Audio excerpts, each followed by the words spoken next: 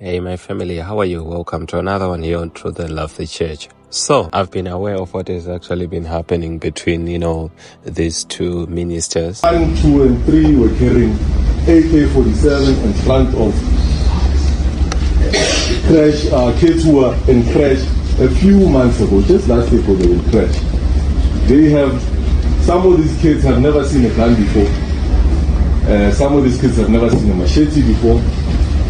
But the video footage that is circulating indicates that they were exposed to that by accused 1, 2, and 3.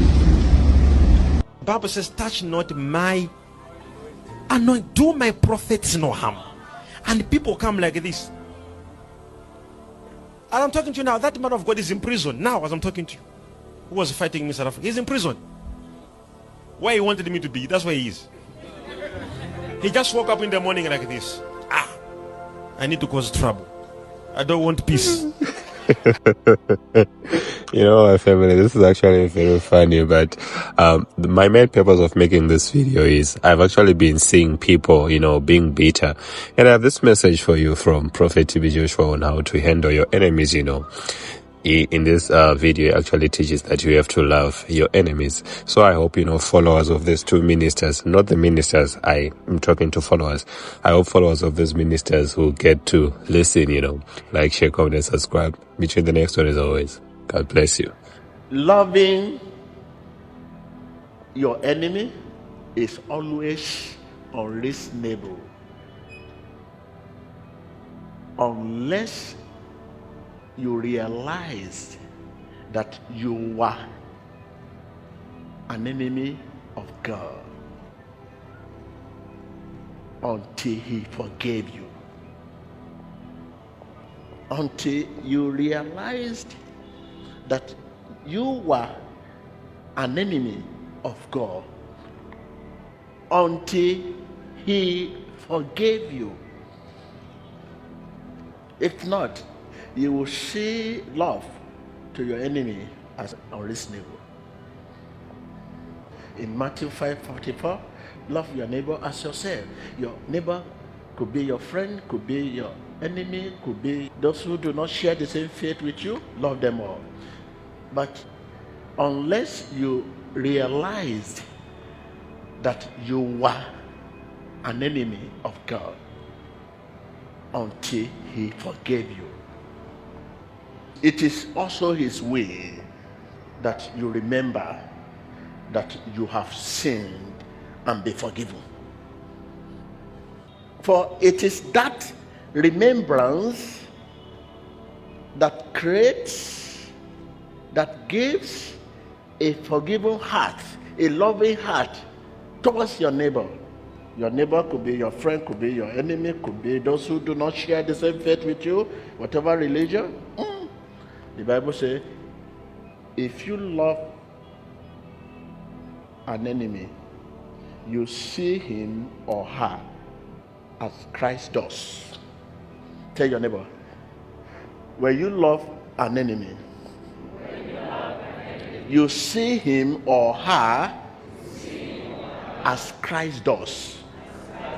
Again,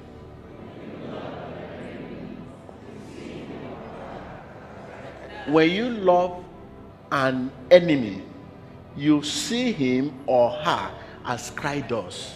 It's an idiom, a parable.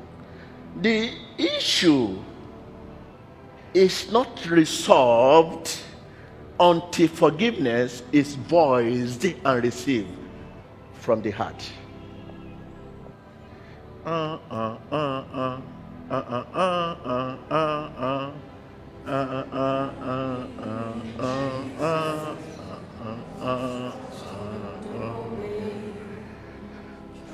Stand away, for there's no other way to be happy in Jesus, but to trust and obey. Thank you. You may be seated. Thank you. Don't allow confrontation and sin to tear you down or pull you apart. Rather see confrontation and sin as a means of your coming closer together,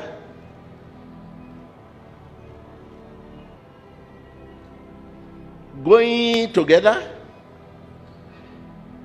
being prepared together for an ever greater relationship. Tell your neighbor, don't allow confrontation and sin to tear you down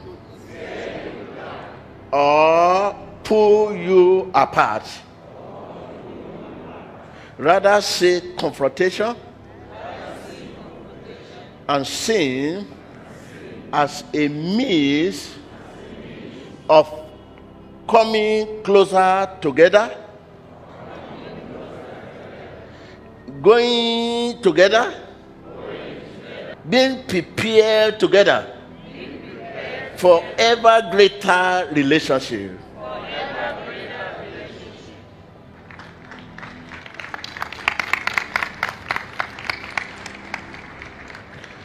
So what does this mean?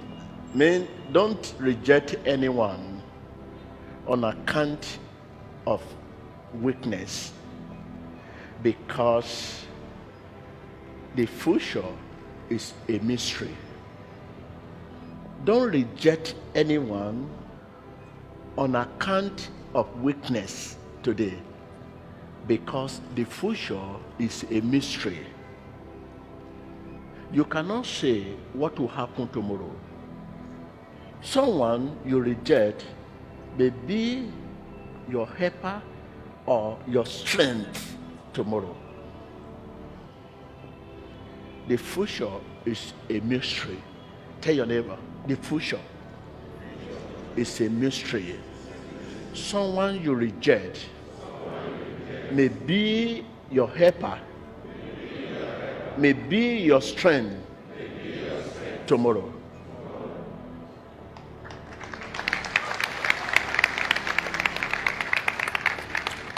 Encouraging words. Amen. A person who is a thorn in your flesh today may be your helper tomorrow.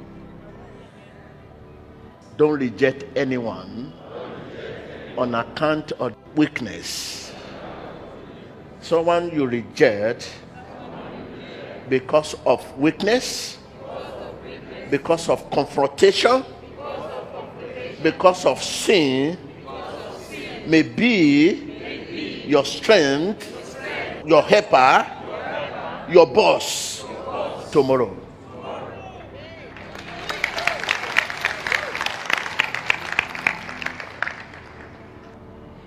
If I reject you on account of your weakness, I also reject your strength. If a person is weak in one area, he may be strong in another area.